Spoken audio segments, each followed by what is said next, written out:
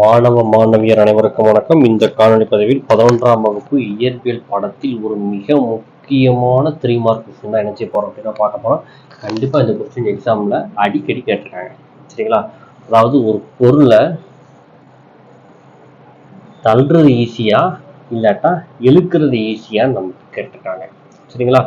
First எடுத்து நம்ம என்ன செய்ய போறோம் அப்படின்னா, ஒரு பொருளை தள்ளணும் அப்படின்னா அதுக்கு உண்டான சமன்பாடு எப்படிலாம் தள்ளுவோம் அப்படின்னு நம்ம என்ன செய்யலாம் அப்படின்னா பார்க்கலாம். ஓகேங்களா? அப்போ நம்ம ஒரு பொருளை தள்ளுறோம் அப்படின்னா அந்த பொருளை நம்ம தள்ளும் போது ஒரு குறிப்பிட்ட கோணத்துல தான் அந்த பொருளை நம்ம என்ன செய்வோம் அப்படின்னா தள்ளுவோம். அதனுடைய கோண அளவு எங்க இருந்து ஆரம்பிச்சு எது வரைக்கும் இருக்கும் அப்படின்னா 0ல இருந்து ஆரம்பிச்சு நமக்கு 90 டிகிரி வரைக்கும் உண்டான ஒரு குறிப்பிட்ட கோணத்துலதான் ஒரு பொருளை நம்ம என்ன செய்வோம் அப்படின்னா தள்ளுவோம். இப்போ ஒரு பொருளை தள்ளணும் அப்படின்னா அந்த பொருளுக்கு நம்ம என்ன கொடுக்கணும் அப்படின்னா ஒரு குறிப்பிட்ட விசை கொடுக்கணும். அந்த விசையைத்தான் நம்ம என்ன வச்சிருக்கோம் அப்படின்னா எஃப்னு வச்சிருக்கோம். ஒரு குறிப்பிட்ட கோணத்துல தள்ளுறதுனால அதை நம்ம 2 கூறுகளா என்ன செய்யறோம் அப்படின்னா பிரிக்கிறோம். சரிங்களா? அதுல இந்த எஃப்ங்கிற ஃபோர்ஸுக்கு இணையா இருக்கிறத நம்ம என்ன வச்சிருக்கோம் அப்படின்னா எஃப் சைன் தீட்டா அப்படின்னு வச்சிருக்கோம். செங்குத்தா இருக்கிறத என்ன வச்சிருக்கோம் அப்படின்னா எஃப் காஸ் தீட்டான்னு வச்சிருக்கோம். சரிங்களா?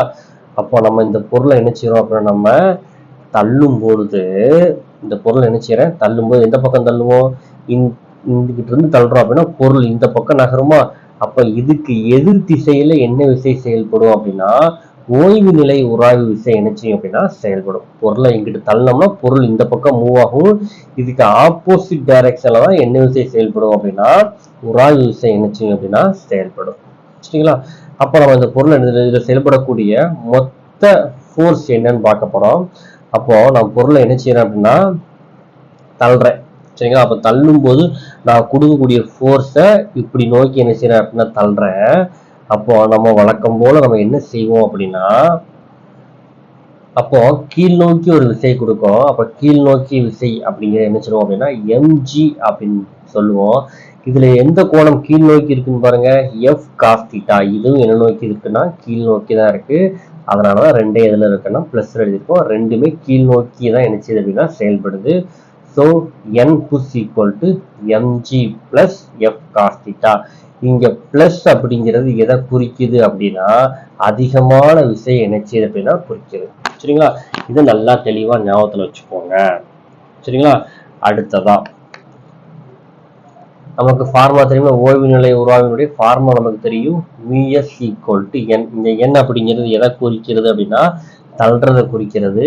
ஆல்ரெடி நான் எண்ணுக்கு நம்ம என்ன கண்டுபிடிச்சிருக்கோம், வேல்யூ கண்டுபிடிச்சிருக்கோமா, எம்ஜி பிளஸ் எஃப் காஸ் தீட்டான்னு கண்டுபிடிச்சிருக்கோமா.